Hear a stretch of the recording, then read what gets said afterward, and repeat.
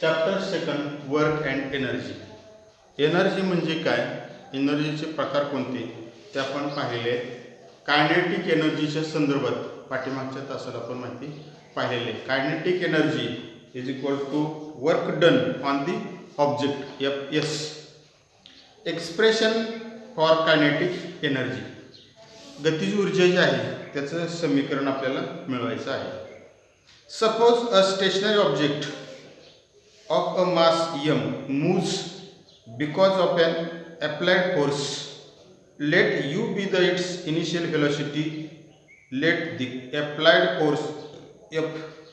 This generates an acceleration a in the object, and after time t, the velocity of the object becomes equal to v.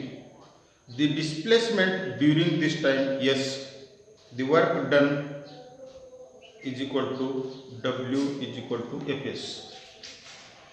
W is equal to Fs. Work done on the object. या ठिकाणी एक विराम अवस्थेमध्ये वस्तू आहे.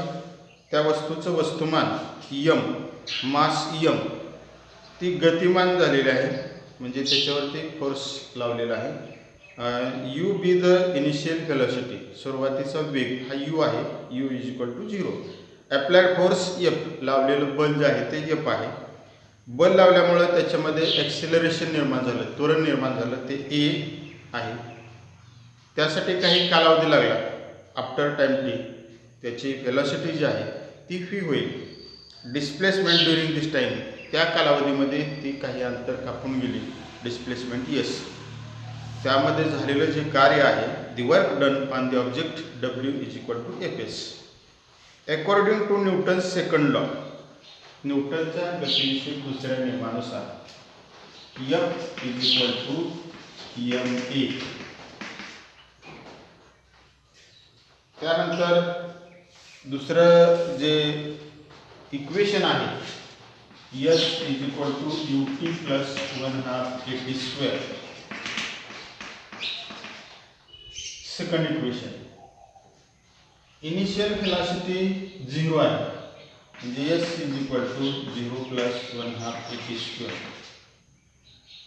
म्हणजेच s is equal to 1/2 at square.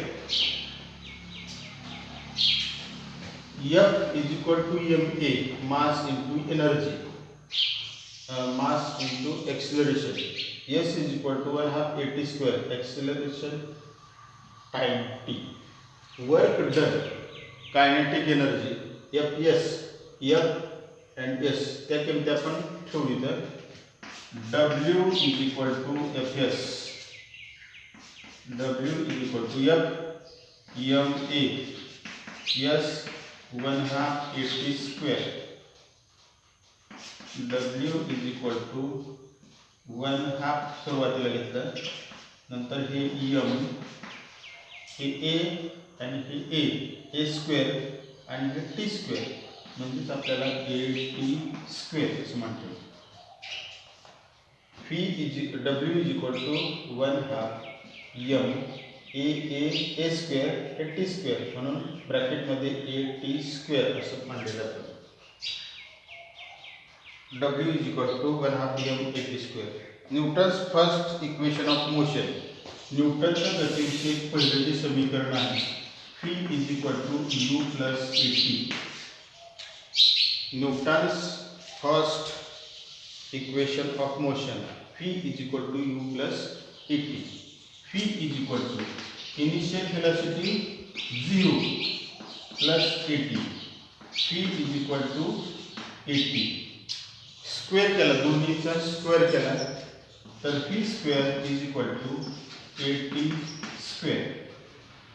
V square दोन्ही बाजूंचा वर्ग केला, v square is equal to AT square.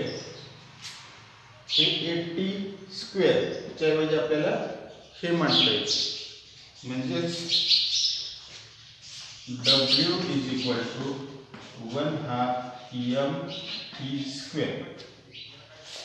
W is equal to 1/2 m AT square and AT square is equal to V square. W is equal to 1/2 m V square. W energy, work and energy are same. M mass, V velocity, final velocity, शेवटची ऊर्जा जी म्हणतो आपण ती. The kinetic energy gained by object is the amount of work done of the object. KE is equal to W. Therefore, KE is equal to 1/2 mv square.